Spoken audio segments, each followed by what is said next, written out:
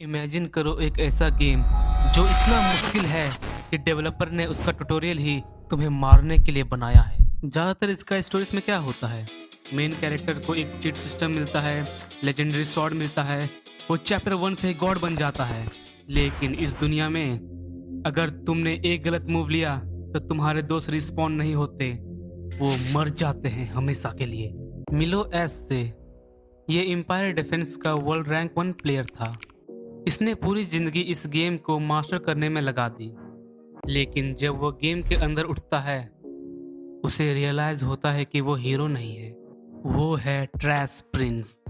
एक ऐसा कैरेक्टर जो इतना बेकार है कि गेम ने लेवल 1 पे ही उसे मारने का 99% चांस दिया है। कोई चीट नहीं, कोई ओपी स्किल नहीं, बस उसका दिमाग, एक टूटा हुआ किंगडम और मिलियंस ऑफ मॉन्स्टर जो उसे कच्चा चबाने के लिए तैयार है। Welcome to the dark source of मानवा। चलो बात करते हैं कि ये मानवा एक मास्टरपीस क्यों है। शुरुआत होता है ट्यूटोरियल से। ओरिजिनल गेम में स्टेज 0 एक स्क्रिप्टेड इवेंट था, मतलब तुम्हें हारना ही था। मॉन्स्टर अनबीटेबल थे, लेकिन एस को ये बात पता है। उसे पता है कि अगर वो स्क्रिप्ट फॉलो करेगा तो वो सच में मर जाएगा। तो वो क्या करता है? क्या वो ट्रेनिंग करता है? क्या वह कोई मैजिक सोर्ड ढूंढता है? बिल्कुल नहीं। वो पागल हो जाता है। वो अपना शाही कपड़ा बेच देता है गोल्ड के लिए। वो अपना सोल्जर्स को ऑर्डर देता है कि कैसल्स की बिल्डिंग तोड़ दो ताकि पत्थर मिल सके। वो उस खूबसूरत कैसल को ट्रैप्स का एक लिटरल कूड़ादान बना देता है। वो क्रिएट करता है एक किल जोन।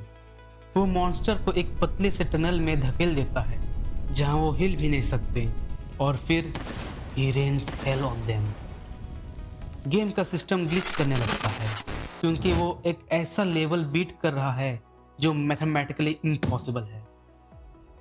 इसलिए मुझे ये एमसी पसंद है। ये डर्टी फाइट करता है। इसे ऑनर की परवाह नहीं, इसे बस जिंदा रहना है। लेकिन एस का एक प्रॉब्लम है, उसकी कॉम्बैट पावर 0 है।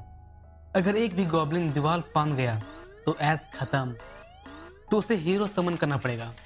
वो गैच सिस्टम खोलता है, सोचता है कि कोई एसएसआर नाइट मिलेगा, लेकिन उसे मिलता है एक बूढ़ी ग्रैंडमा।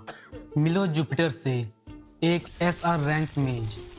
किसी और मानवा में ये बस एक बेकार सा साइड कैरेक्टर होती। ये एक बूढ़ी अम्मा है, इसका कमर में दर्द रहता है और ये बिना एक्स्ट्रा पैसा लिए एक भी स्पेल कास्ट नहीं करती। लेकिन इस गेम में ये एक टैक्टिकल न्यूक है।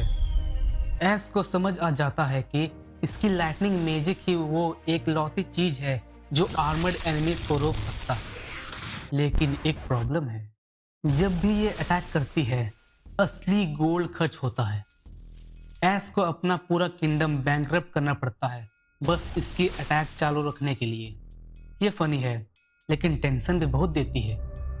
वो सिर्फ हेल्थ बार मैनेज नहीं कर रही, वो मैनेज कर रही है बैंकरप्सी। लेकिन इस मानवा का बेस्ट पार्ट फाइटिंग नहीं है, वो है लॉयल्टी। देखो उसका मेन नाइट लूकस जो उससे नफरत करता है। ओरिजिनल प्रिंस एस एक घटिया इंसान था जो लोगों को ट्रैश समझता था। लूकस बस अपना ओथ की वजह से उसको प्रोटेक्ट कर रहा है। वह वेट कर रहा है कि कब एस गलती करेगा और वह उसे छोड़ देगा। एक होपलेस वेव के दौरान सोल्जर्स डर जाते हैं, वे भागना चाहते हैं। एस को पता है कि अगर मोरल टूटा तो गेम ओवर। तो वो ट्रैश प्रिंस जिसने जिंदगी में कभी तलवार नहीं पकड़ी, वह सीधा फ्रंट लाइन में खड़ा हो जाता है। वो वहाँ खड़ा हो जाता है जहाँ एरोस बरसते हैं। वह उनसे कहता है, मैं पीछे नहीं हटूंगा, तुम भी नहीं हटो। उसे पता है कि एक गलत तीर उसे मार सकता है, लेकिन वो वहाँ खड़ा रहता है। ये साबित करता है कि वो बदल गया है। और उसी पल लूकस को कोई टायरेंट नहीं दिखता, उसे एक ऐसा कमांडर दिखता है जिसके लिए वो अपना जान दे सकता है। ये सीन भाई अलग ही हिट करता है। ये सिर्फ सिस्टम ग्रोथ नहीं बल्कि कैरेक्टर ग्रोथ है। अगर तुम बोर हो गए हो ऐसा मानवा पढ़ के जहाँ एमसी गॉड होता है, उसे कभी स्ट्रगल नहीं करना पड़ता, तो tyrant of the defence game पढ़ो।